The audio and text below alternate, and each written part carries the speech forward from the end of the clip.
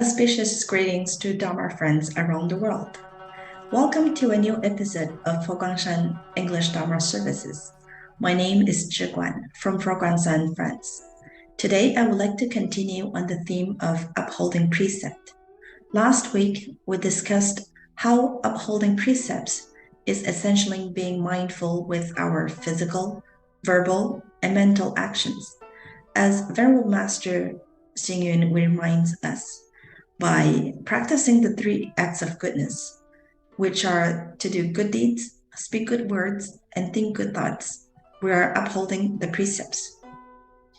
Today, let's take a closer look at the considered good or wholesome physical, verbal, and mental actions. The 5 precepts are the fundamental guidelines to our actions. To recap, the 5 precepts are: refrain from killing, refrain from stealing, refrain from sexual misconduct, refrain from lying, and refrain from taking intoxicants. On the surface, it may seem that the 5 precepts are rules to restrict our actions and therefore not so different from school rules or the law. But as Venerable Master Xingyun says in BUDDHA-DHARMA, pure and simple, a Buddhist observing the precepts is like a student following school rules or a citizen abiding by the law. The only difference is that school rules and a nation's law are externally enforced rules, while Buddhist precepts are inner values of self-discipline. The 5 precepts may seem like 5 separate aspects, but fundamentally speaking, there is only one core precept: to not violate others. Let us examine each precept to see what it means to not violate others. First, refrain from killing can also be understood as refraining from taking life.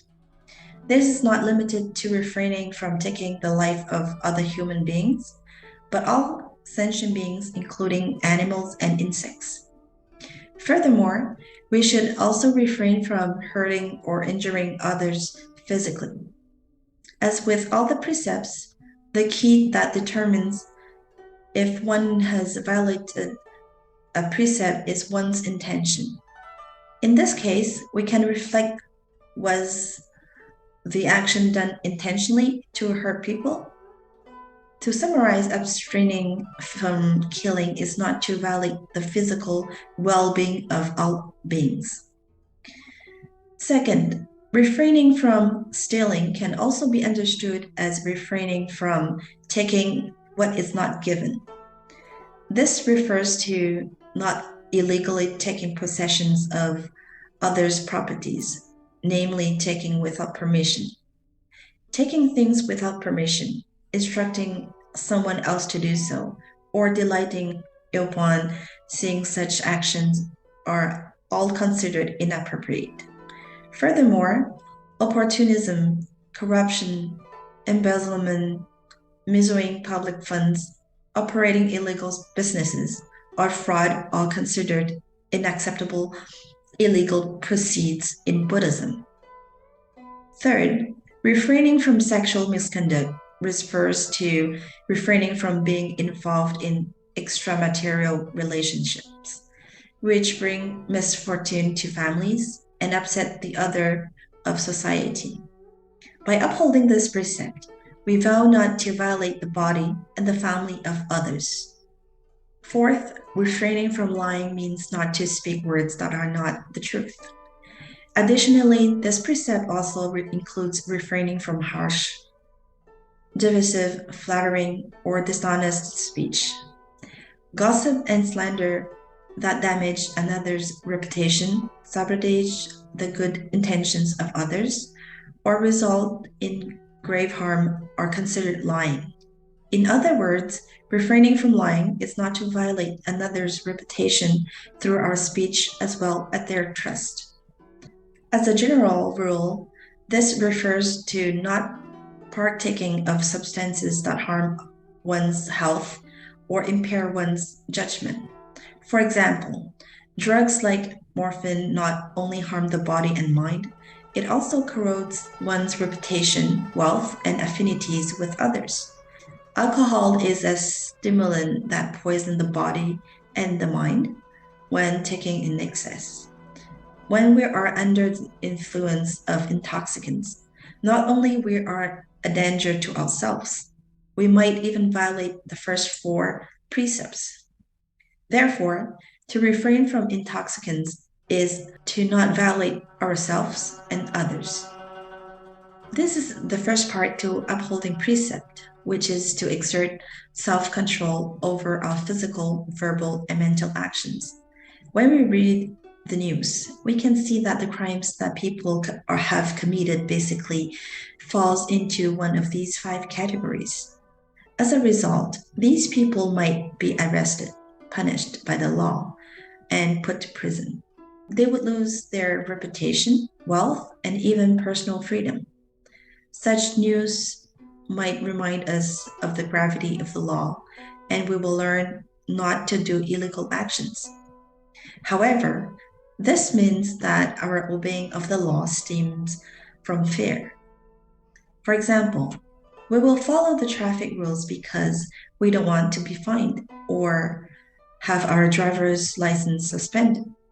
On the other hand, if we truly uphold the precept, we will not do actions that violate others because we have loving kindness and compassion towards them. Going back to the traffic rules analogy, instead of driving carefully because we are afraid that we will be fined or our driver license will be suspended, we drive carefully because we don't want to hurt others. We drive carefully because we respect people's lives and families. More importantly, we also respect our own lives and family. This is the second part to upholding the precept. Not only do we practice not to violate others, we also learn to respect others. As Venerable Master says, 5 precepts are a progression from a passive practice of non-infringement to actively respecting and benefiting others. Let us take a look again at the 5 precepts and see how we can proactively uphold them. First, refrain from killing. Besides not violating the lives of other people and sentient beings, we are respecting their right to life. Second, refrain from stealing. Refraining from stealing is also about respecting others' wealth and properties. Third, refrain from sexual misconduct. Means respecting the body, reputation, and integrity of others. Not only will families be happy, society and nations shall also be stable and harmonious.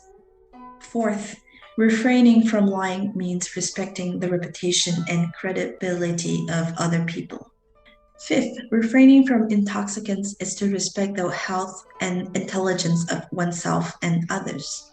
When we first become aware of our thoughts and behavior, it might be easier to control our body, speech, and mind. For example, when we are angry, it is easier for us to control our tongue from speaking harsh words than for us to speak nice words at the moment of rage. This is why we begin to practice passively. In other words, we try not to do something. Hence, all 5 precepts begin with to refrain from doing something or to stop ourselves from doing something. In this process, we're also taming our 3 poison: greed, hatred, and ignorance. When we have good self-control, we are ready for the next phase of upholding precepts, which is to actively do something. This is the time when we can actively protect the lives, belongings, reputation, family, and intelligence of the people around us. This is a time when we can increase our kindness, compassion, and respect towards others. One day, the Buddha and his disciple Sariputra were standing under the sun. A little bird came flying by and sought shade in Sariputra's shadow. But instead of being calmed, The little bird was twittering in fear, and its body was shaking in fright. Very quickly, the bird flew away from Sariputra's shadow and went to the Buddha's shadow. As soon as it landed, the bird was calm and sat there peacefully as if it had found a safe shelter. Sariputra, who was the Buddha's #1 disciple and known as the wisest disciple, was surprised by this incident. He asked the Buddha, "O Buddha, I have not thought of killing or harming this little bird. Why does it shake in fear and is afraid of my shadow?" The Buddha replied, "Though you have no intention of hurting it, your residual tendency of hatred that was built up across beginningless lifetimes is still felt by the little bird. This is why it is afraid of you." Sariputra felt ashamed after listening to the Buddha's words. "O Buddha, this signifies that my loving kindness and compassion is not enough. Hence, I still have residue hatred in my mind. From today onwards, I shall take more care to be compassionate to all beings. For if even a little bird is afraid to approach me, how can I possibly reach out to the people and teach them?" The 5 precepts are also known as the 5 great offerings. When we nurture loving kindness and compassion inside us, naturally we will have no intention of hurting or violating others through our body, speech, and mind. Hence, people will feel safe and secure when interacting with us, for they know we will not hurt them in any way. In Buddhism, the greatest of all giving is the giving of fearlessness. When we truly uphold the 5 precepts, we are in fact giving the people around us fearlessness. Upholding the 5 precepts enhances one's faith and wisdom, gives rise to merit, and strengthens one's practice. This strength prevents unwholesome conduct and wrongdoing from arising.